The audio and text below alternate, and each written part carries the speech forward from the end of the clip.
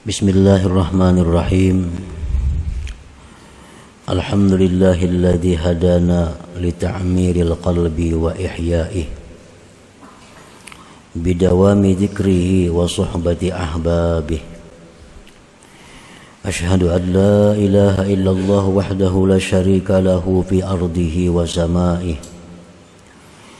Wa ashhadu anna sayyidana Muhammadan abduhu wa rasuluhu ila kaffati ibadihi. Sallallahu wa sallama ala sayyidina Muhammadin as-sadiqil masduqi fi jami'i ahwalihi wa ala alihi wa sahbihi wa dzurriyyatihi wa atba'ihi. Salatu wa salaman daimaini mutalazimaini ila yaumi liqa'ihi. Amma ba'du.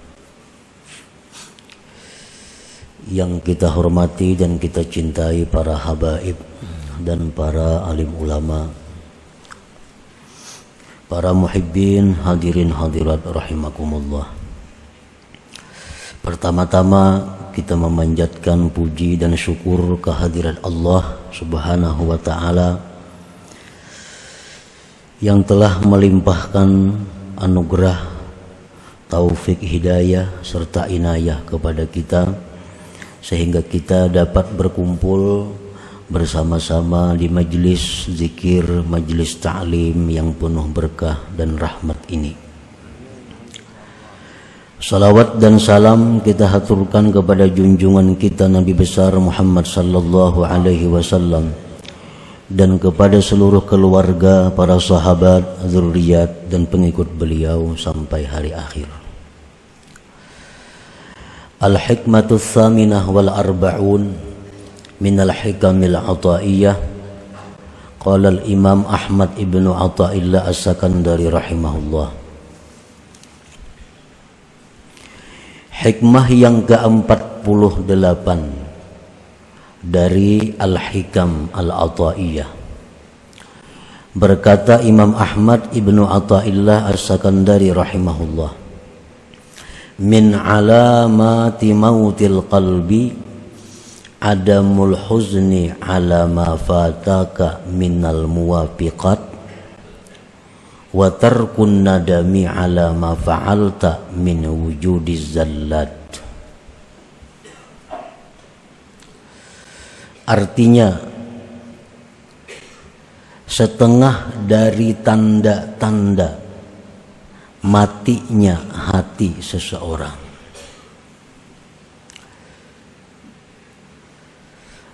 tiada duka cita, tiada sedih atas sesuatu yang keluputan akan dia daripada perbuatan taat kepada Allah.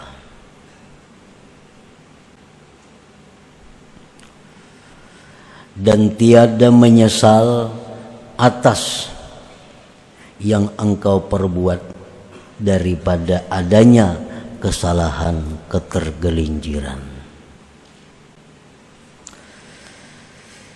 Dalam hikmah yang ke-48 ini beliau menyebutkan ada 2 dari sekian tanda mati hati seseorang.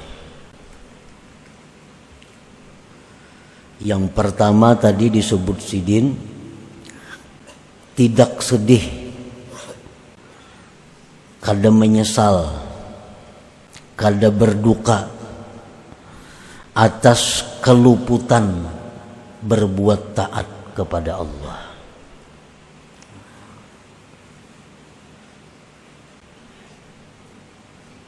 Kada merasa rugi.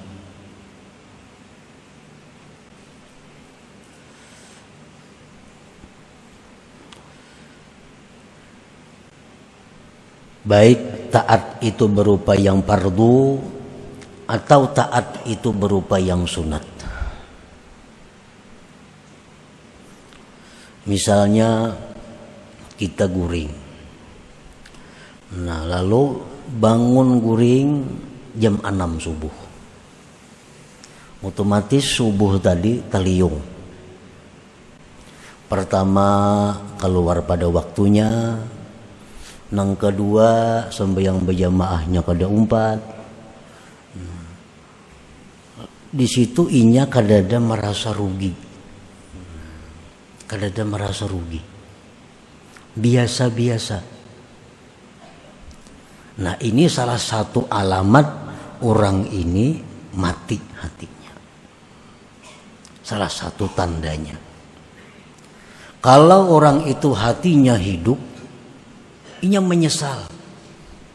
Inya merasa rugi karena kada sempat sembahyang subuh berjamaah, kada sempat sembahyang pada waktunya, menyesal luar biasa.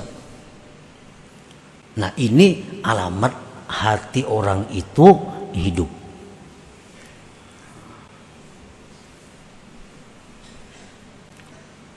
Itu satu contoh. Kita bandingkan, kita kiaskanlah kepada perbuatan-perbuatan taat lainnya. Amun nang sudah sengaja kada memperbuat itu lebih pada mati lagi nih tuh. Tahuai waktunya ada, awaknya lapang, awaknya sihat, orang berbuat taat, inya kada tegiur-giur nak umpat, itu alahan pada mati lagi.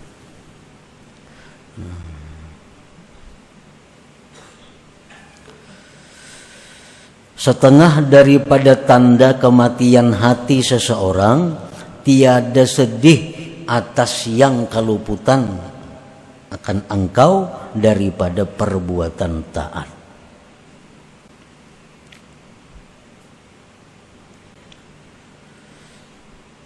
Nah, disebutkan di zaman dahulu ada di antara para salihin, para sahabat Nabi yang mana mereka itu kada sempat.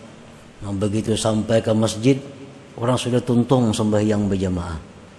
Menyesal luar biasa karena kehilangan 27 derajat. Kehilangan 27 kebaikan. Karena sembahyang berjamaah orang sudah bubar.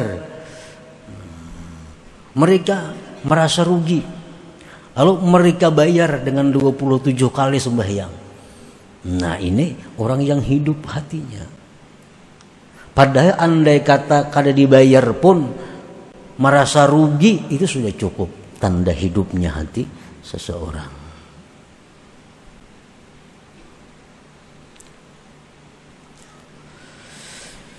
Yang kedua, tanda kematian hati seseorang lagi, tiada menyesal atas yang engkau perbuat daripada kesalahan-kesalahan.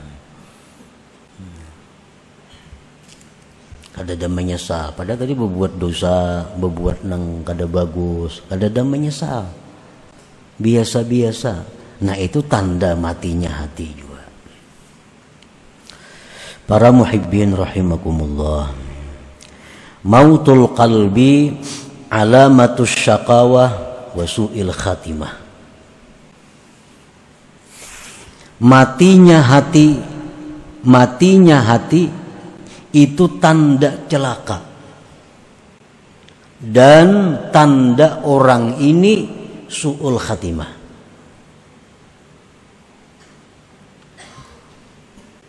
Matinya hati artinya kadada merasa rugi ketinggalan berbuat baik, kadada menyesal berbuat kesalahan, berarti hatinya mati. Orang ini celaka dan su'ul khatimah.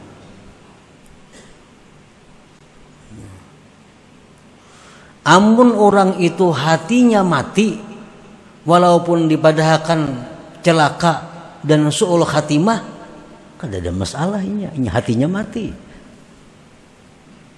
Nah, mendengar nang macam ini, nah, ikam kalau ka itu aja, ikam tuh hati mati. Bila ikam hati itu mati, ikam kena celaka, dan ikam mati kada membawa iman.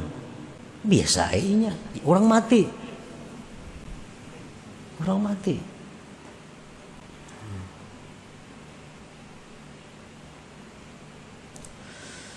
Nah, kalau ada takutan, mah takutan lah. Macam mati su'ul khatimah. Tapi ingat takutan aja, kada bergerak napa-napa juga. Ini berarti ada aja napasnya hati ini hidup aja ngarannya. Cuma ibarat garing tuh garing yang kritis. Bernapas lagi nah ada. Kalau orang yang hatinya hidup mendengar nang macam ini, bahwa mati hati itu membawa kepada celaka, mati hati itu membawa kepada mati su'ul khatimah, oh ini hati-hati daripada menjaga hatinya jangan sampai mati. Nah itu orang yang hidup hatinya.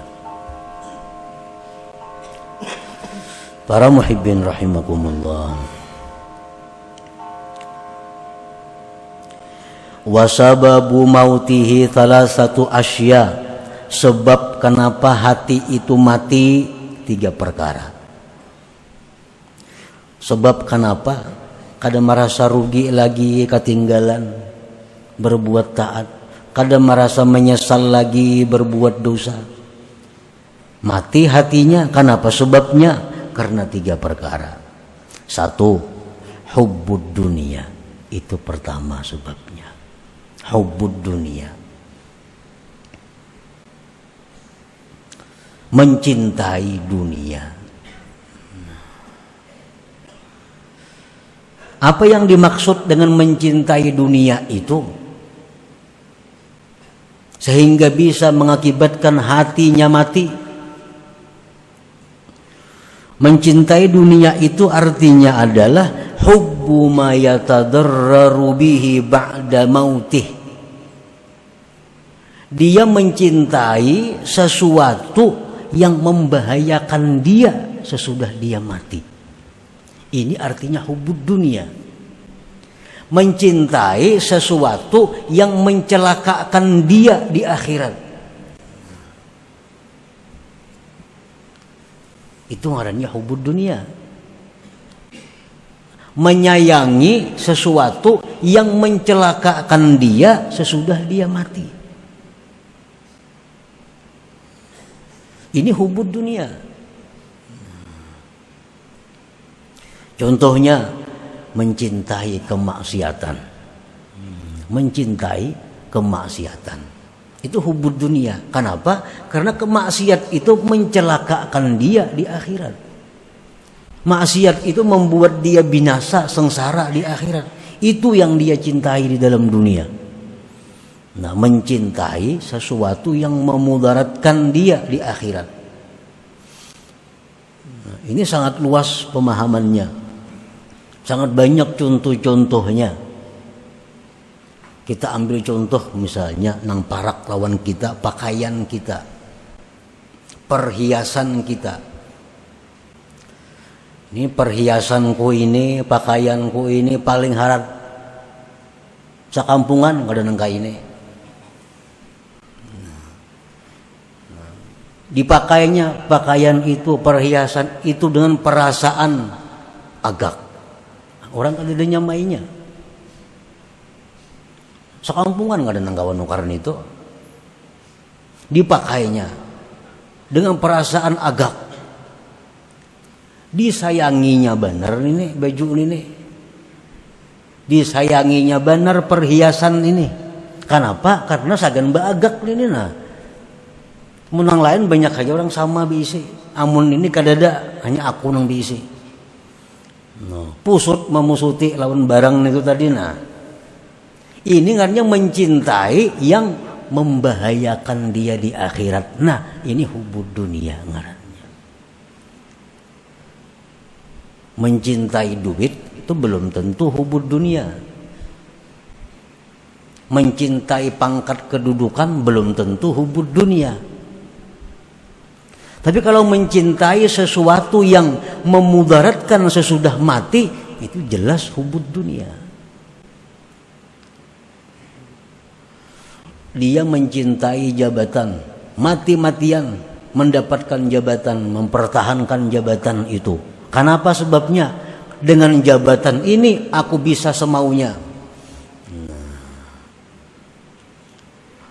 Aku memegang jabatan ini, aku hendak mengambil duit, kadang menangatnya.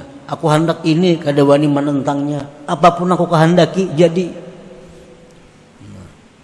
Dia cinta mati-matian kepada jabatannya ini. Nah, ini cinta yang membahayakan dia di hari kiamat, di akhirat kain. Ini cinta kepada dunia. Nah, bila macam itu halnya, salah satu sebab yang mengakibatkan hati tadi mati. Nyata-nyata nih orang sembahyangan, nyata-nyata orang sembahyangan, bang, ngur keluar, jaka singgah bang sembahyang berjamaah nih. Kenapa kada singgah? Itu menunjukkan hatinya mati. Jakanya hatinya hidup, jelas sembahyang berjamaah dulu hanya berangkat. Pengajian ada, majelis taklim ada, jelas sudah hari ini majelis taklim. Sehari sebelumnya ngur hilang kemana? Jakana bermanfaat ada. Nah ini tanda hati mati. Kenapa mati? Karena mencintai yang mencelakakannya di akhirat tadi.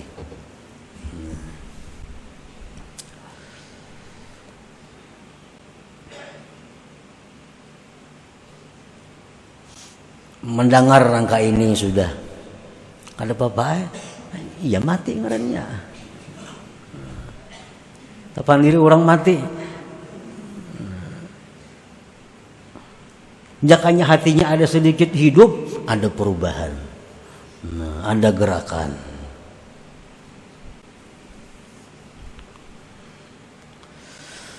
Hubbud dunia tadi pertama. Jadi jangan diartikan secara umum hubbud dunia itu ketujuh cinta duit, kada. Cinta jabatan, kada mesti itu. Karena duit itu bisa membawa kepada kebaikan, jabatan bisa membawa kepada kebaikan.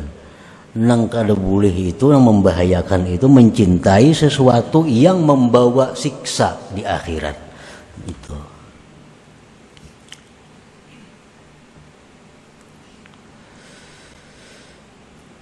Satu itu penyebabnya. Yang kedua sebab kenapa hati kita ini menjadi mati, wal ghaflatu an dzikrillah. Nah, kita lalai. Kita kada ingat berzikir lawan Tuhan. Kada ingat berzikir. Wal ghaflatu an dzikrillah. Mun berzikir nang misalnya 1000 sehari, la ilaha illallah sudah nyata kada.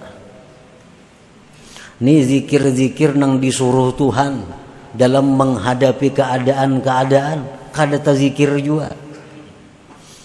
Kan mestinya kita kalau hendak makan disuruh berzikir bismillahirrahmanirrahim.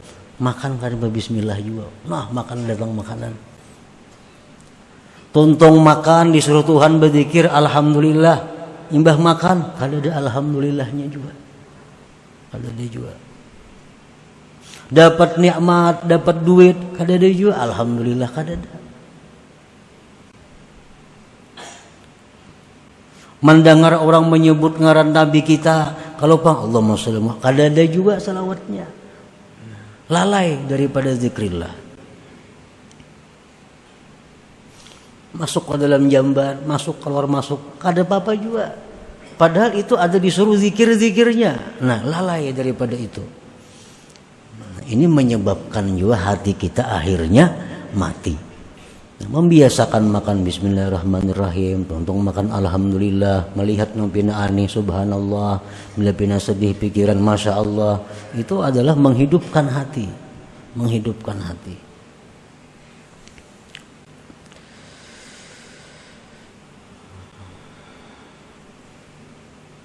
Yang ketiga yang menyebabkan hati itu mati, irsadul jawarih fi ma'asillah, yaitu melepas anggota pada maksiat. Maksiat napa aja belanya hendak dilepasnya. Ada pemandangan nang haram, hendak memandang diitihinya. Ada pendengaran nang haram, hendak didengarakannya. Nah, dilepasnya anggotanya kepada yang maksiat. Nah, jadi kita mati hati kita itu.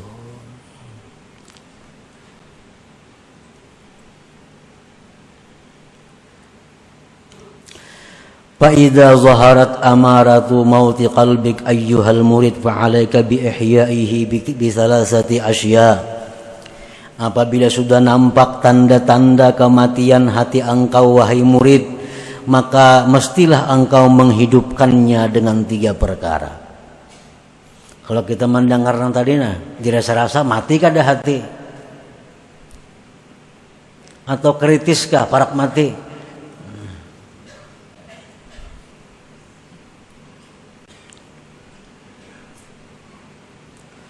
Nah, bila sudah muncul nampak tanda-tanda matinya hati engkau wahai murid, maka lazimilah, maka mestilah engkau menghidupkannya dengan 3 hal. Nah, menghidupkan ini ngalih, orang mati dihidupkan. Menyigarakan nang garing jin lapah kita. Ini sawat mati.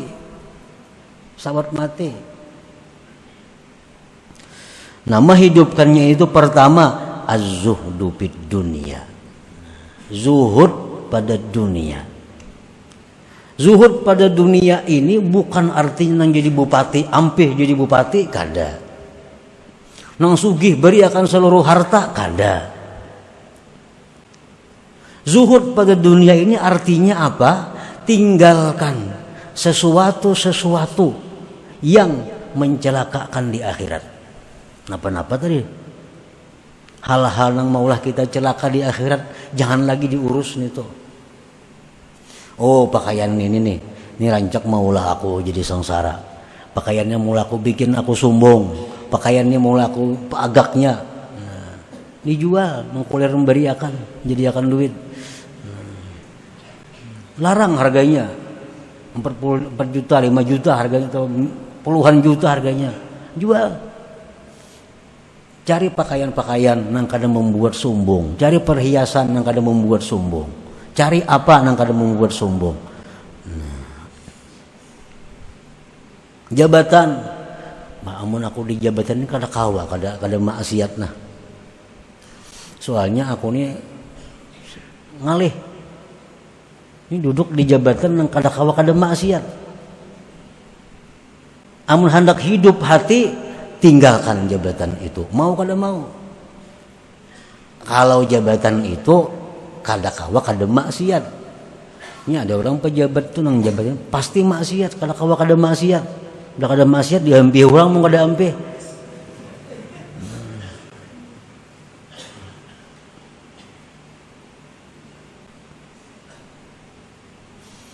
Nah, zuhud di dunia, hilangkan sesuatu nang membawa bahaya di akhirat. Jadi bukan menghabiskan seluruh harta, zuhud itu kada. Pilih mana-mana yang membuat kita celaka di akhirat, mana-mana yang maulah jadi dosa. Itu dulu. Yang kedua, al-istighal bi dzikrillah taala. Nah, menghidupkan hati. Yang kedua, bekerja dengan zikrillah. Biasakan. Kalau perlu di meja gana-gana bismillahirrahmanirrahim, meja makan alhamdulillah, supaya ingat di muka WC bacaan masuk bacaan keluar, memakai baju ini bacaannya, baca remin, supaya selalu sibuk dengan zikir untuk menghidupkan hati. Al-istighalu bi dzikrillah wal ijtima' bi majalisil ilm wal zikir, dan berkumpul dengan majlis ilmu dan zikir. 4 turun majlis ilmu, majlis zikir, karena itu membantu menghidupkan hati. Yang ketiga, wasuhbatu ahbabillah ma'al adabihim.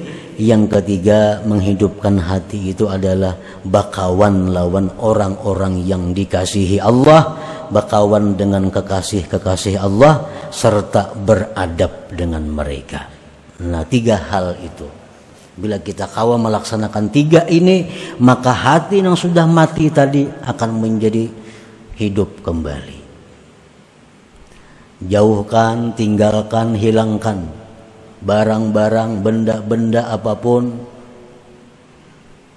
yang menyebabkan kita jadi dosa. 1.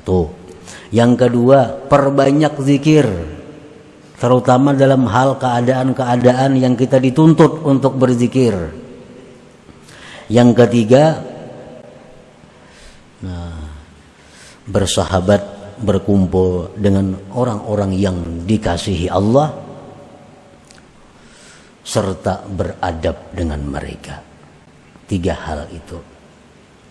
Mengetahui orang itu kekasih Allah atau kada. Kita nak mencari kawan nih, nak membaiki hati, nak menghidupkan hati. Membuangi nang tadi sudah dibuangi, nang gitu diusah sudah dibuangi. Berzikir sudah aktif bagus, berkumpul dengan majelis ilmu sudah. Tinggal lagi hendak bersahabat, hendak dekat dengan kekasih-kekasih Allah. Kayak apa orang yang dimaksud kekasih Allah ini? Nah, secara zahir ada 5 hal alamat. Bila 5 hal ini pada seseorang itu ada, pegang orang itu, dekati orang itu, kawani. 1, alimun abid. Orang ini berilmu, beribadah. Berilmu, beribadah. 1 itu. Mun ilmunya tinggi, kada bisa bayangan, jangan dikawani. Ketinggian ilmu. Alimun abid, orangnya berilmu, beribadah. Sembahyang mau. Nah. Yang kedua, sakhiyun, pemurah. Orangnya berilmu, beribadat, pemurah. Nah, mengkikir lain juga. Lain kekasih Allah. Nah. Yang ketiga, pemaaf, tidak pemarah. Pemaaf, tidak pemarah. Nah. Yang keempat, tidak mengekali satu perbuatan maksiat. Kadang mengekali satu perbuatan maksiat. Amun maksiatnya berganti-ganti kada jadi soal. Ini kadang mengekali satu perbuatan maksiat. Amunnya mbahnu maksiat ini kena ampih maksiat itu pulang digawinya. Bentuk maksiat yang sebuting pulang itu kada jadi soal. Tapi kalau menatap satu maksiat, nah ini lain. Lain kekasih Allah. Nah, yang kelima, qalilul kalam, sedikit bicara. Nah, sedikit bicara. Ini 5 tanda zahir, tanda yang zahir bagi kekasih Allah di muka bumi ini. Nah, bila ada macam itu, kawani itu, maka ini akan menghidupkan hati. Di samping tadi banyak berzikir dan membuangi, menghilangkan hal-hal yang membuat jadi dosa. Para muhibbin rahimakumullah, apabila sudah kita berkumpul dengan orang-orang yang dikasihi Allah ini, maka mesti kita menjaga adab dengan mereka. Karena bila kita kadang menjaga adab dengan mereka, bukan manfaat yang kita dapat, justru mudarat. Justru mudarat. Kenapa? Karena orang-orang yang dikasihi Allah ini orang-orang yang dikasihi Allah, orang-orang yang sangat diperhatikan Allah. Kalau kita sakiti, Allah yang langsung turun tangan. Nah, dalam kitab seringkali disebut kekasih Allah itu seperti anak-anak harimau. Kalau anaknya diganggu, walaupun anaknya kada melawan, mamanya nang abut melawan akan. Nah, jadi berteman, bersahabat dengan orang-orang yang dikasihi Allah ini ma'al adab, serta adab. Nah, apa adabnya? Pertama, antanzura ilaihim bi'ainil mahabbati wal ihtiram. 1, memandang mereka itu kekasih Allah dengan pandangan cinta dan menghormati. 1. Yang kedua, antuhsinal dhanna bihim, bahwa berbaik sangka dengan mereka. Berbaik sangka dengan mereka. Misal mereka ada berbuat apa-apa, baik sangka.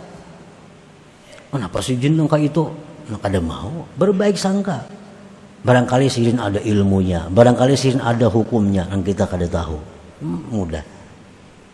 Yang ketiga, an la ta'tarida ilaihim, jangan mengeritik mereka.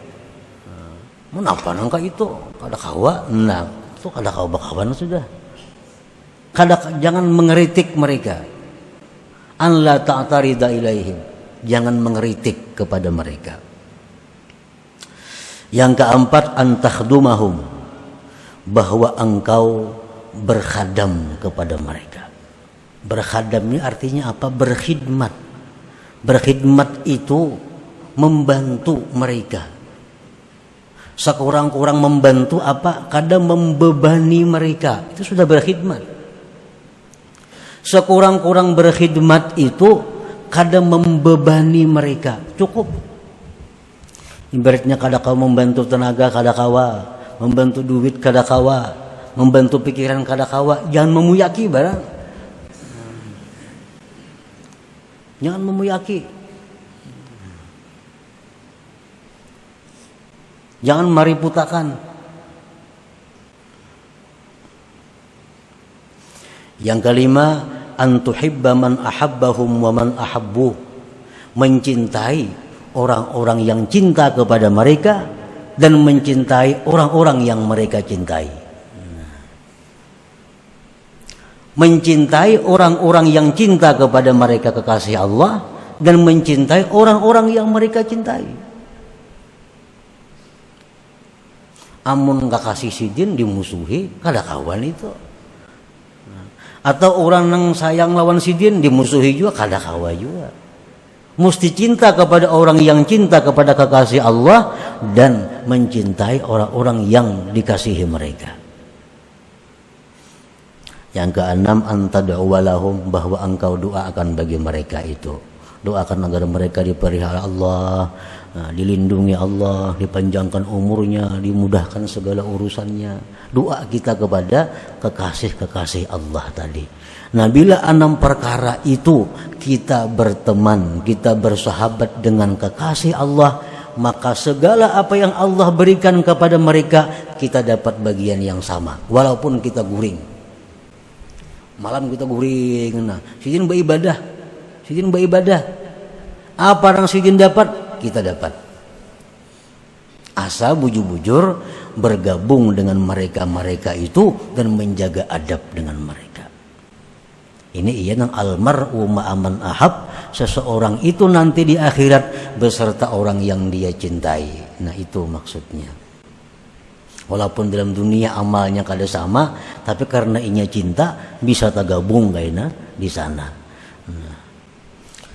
Jadi untuk menghidupkan hati, pertama tadi membuangi perkara-perkara yang membuat dosa. Yang kedua, menyibukkan diri dengan zikir. Yang ketiga, bersahabat, berkumpul dengan kekasih-kekasih Allah serta menjaga adab dengan mereka. Nah, bila mana 3 hal itu ada pada diri kita, maka hati kita yang mati akan kembali dihidupkan oleh Allah Subhanahu wa taala. Nah, kemudian selanjutnya hikmah yang ke-49. Ila hadratin Nabi sallallahu alaihi wasallam al-Fatihah. A'udzubillahi minasyaitonir rajim. Bismillahirrahmanirrahim. Iyyaka na'budu wa iyyaka nasta'in. Ihdinas siratal mustaqim. Siratal ladzina an'amta 'alaihim. Ya Allah biha, ya Allah biha, ya Allah bihusnil khatimah. Ya Allah biha, ya Allah biha, ya Allah bihusnil khatimah. Ya Allah biha, ya Allah biha, ya Allah bihusnil khatimah. فيا أيها الرجل منه شفاعة صلوا عليه وسلموا تسليما.